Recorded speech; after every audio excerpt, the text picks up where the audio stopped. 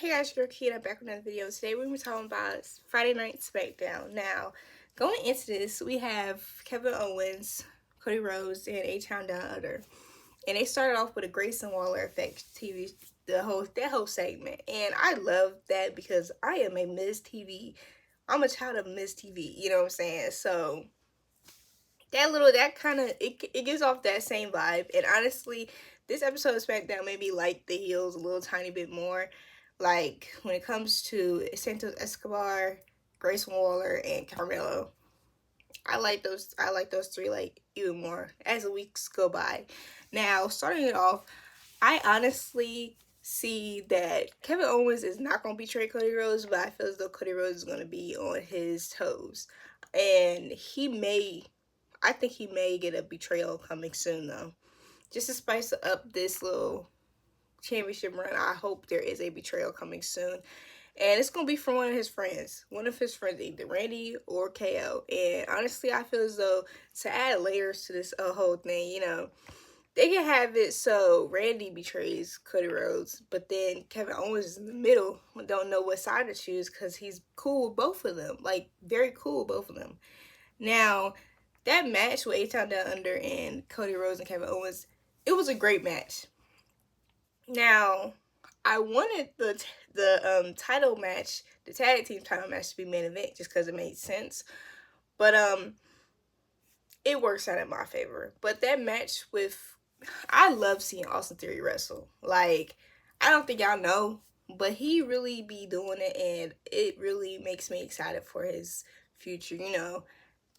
Get some more time in, like when it comes to everything else. But he got it. He is a future WWE champion, I feel so. Now, with Kevin Owens, it was really good, honestly. And Kevin Owens really, I don't know how he gets around in that ring like he do, but he does it, I liked it, but again, it's like, why is it that the tag team titles match is not good enough to be the main event? And when it comes to the tag team division, they just need to build up a tag team division. They just need to do it, like, with tag teams. And I see some comments, and I was already thinking that, but y'all right. Y'all right. Now, the next one is Santos Escobar versus LA Knight. Now, it was a great first title defense, honestly, and LA Knight making an open challenge for Berlin, which I think is just going to be on SmackDown. It's not going to be on pay-per-view because they already have like 5 matches, I believe, and this is Bash in Berlin. I don't know if they're going to do that for a pay-per-view that's not big, but I could be wrong. I'm okay with being wrong. Now,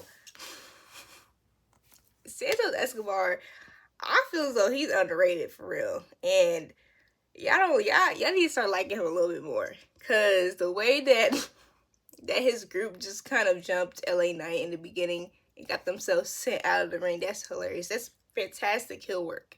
And y'all was hating him during the match because of that too. Like, the heat he's getting is perfect. And I honestly, hey, he had LA Knight on the ropes, okay? He had him on the ropes. I wanted, of course, I was on LA Knight's side, but at the same time, I can't down talent. That was some talent right there, and that spot on the table, them knees and everything, I'm like, goodness gracious, I could not do that. I feel as though every week my appreciation for wrestling goes up because they just be doing crazy stuff. But Santos Escobar, I really can see him being more in that company. It's something missing right now. Something missing. Don't know what it is, but he'll get it together. I want to know if y'all liked LA Knight's first title defense. Let me know if it was pretty solid or not. Now, my girls, the Big Three, came in with their Team USA Simone Biles gear, and they gonna do it every time. They is gonna do it every time. They are 2-0. You know what I'm saying? At first, we was gonna make it a pay-per-view thing where they was gonna have a streak, but in general, they just got a streak now.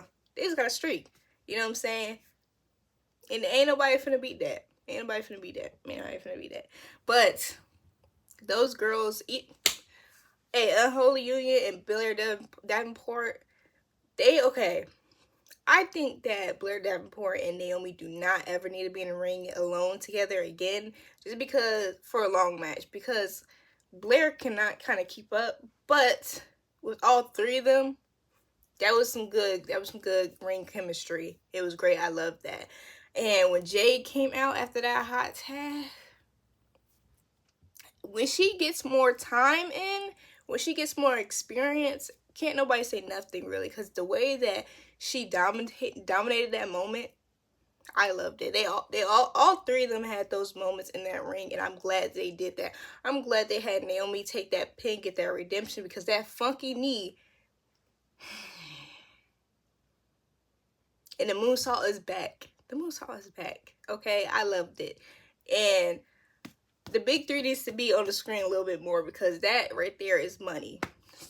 I love it. They didn't get a shirt, snatch and grab. Now, of course, we got our tag team match for Blash and Berlin.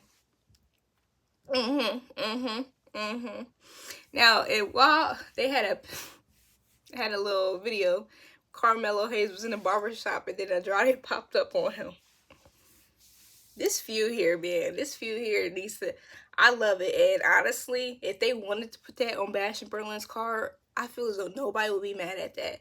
They can get a card. Shoot, give them Bad Blood. Do something to build this story up a little bit. They don't even gotta do that. A little bit more though. Add a little bit more to the storyline. Put on the Bad Blood. That'll do something right there. Now, Solo, I knew they was gonna act bold because they did what they did to Roman. But y'all, Solo made Jacob his personal bodyguard. Well, personal, whatever. And he made Solo give up that belt. That's all. Jacob give up that belt. And the look on Jacob's face looks disappointed. Like, I feel as though those three are having looks to each other, or looks in general, a little bit early. You know what I'm saying? Because when Roman had them, they didn't give looks. They just did stuff.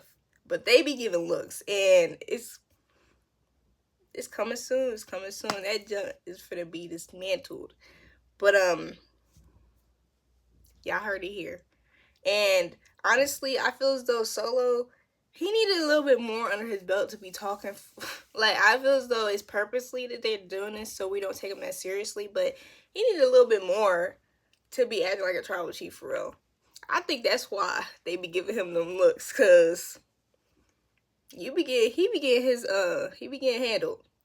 He be getting handled sometimes in the ring. Now, the Street Profits and the Bloodline tag team title match. That match had me on the edge of my seat, because y'all know how I feel about Street Profits. And honestly, I wanted them to win so badly. Now, Montez hit his head. I don't know. I hope he didn't really hit his head on them steps, because that would be bad. It looked terrible if he actually did. But that match, this is no shade to them, but I feel as though the Street Profits, when it comes to the fluidity of that match, the way I enjoyed it a bit more on the Street Profits side. I didn't really care for what Bloodline was doing in that ring, okay? And honestly, that end to that match, I didn't like it. I didn't like the end. The end was kind of lackluster, because it's like they was really having a lot of adrenaline. They was moving the thing. They was getting me pumped up just for Jacob and his boo, Solo and his eyes to just distract everything. And then the freaking referee is looking at freaking BFAB when you need to be looking at Solo and Jacob Fatu. Now, what is this? What is BFAB finna do? Y'all ain't never seen her for real get into it like that. But y'all seen the Bloodline get into it, and y'all trying to stop her. The referees do not be having that IQ they need to have. And that's what be blowing me. Okay? Now, they tried to jump him, but DIY came through and saved my boys, Street Profits. And I seen something on Twitter, and I'm gonna be honest. I would have preferred a DIY and Street Profits storyline, because when it comes to this Bloodline thing, I love the Bloodline story, but when it comes to this bootleg Bloodliners, the moments where I really like them is it ain't over a good storyline. I'd rather take this good storyline right here when it comes to the tag division than the Bloodline having the tag team belts and not doing nothing for real for the tag team division. It's just, it don't work for me. It doesn't. Because Jimmy gone, Roman gone, the wise man gone, Jay is minding his own business. So it's like, what I want, and you only got Jacob that I'm really caring about. And Solo, y'all can put that to a promo. Y'all ain't need to get them belts. Y'all could just put down Cody Rhodes, do what y'all did to Roman. The belts don't add nothing to you because you're not really a tribal chief without the belt. Like, you ain't established yourself, so you kind of need a belt to show that you're tribal chief worthy. Now, if Roman came out with no belt and he said he's the tribal chief, that makes sense. It's valid. But you just came in, took advantage to a weak moment and called yourself the tribal chief. You didn't even get anointed. Like, bro, it ain't it. Now, I ain't one of those people that's want to call that N-word, but I feel as though it's more so they know that where the money is, and if it makes it more interesting if the Bloodline has tag team belts. That is true. Like, when it comes to that whole Bloodline story, it is kind of a bit more interesting if they do have the belts. But I need my OG Bloodline back, because I can't stand these. I can't stand the bootleg, man. I want the real thing. Thank you for watching. Please like, comment, share, and subscribe. And tell me what y'all feelings about SmackDown was. Thank you. Bye.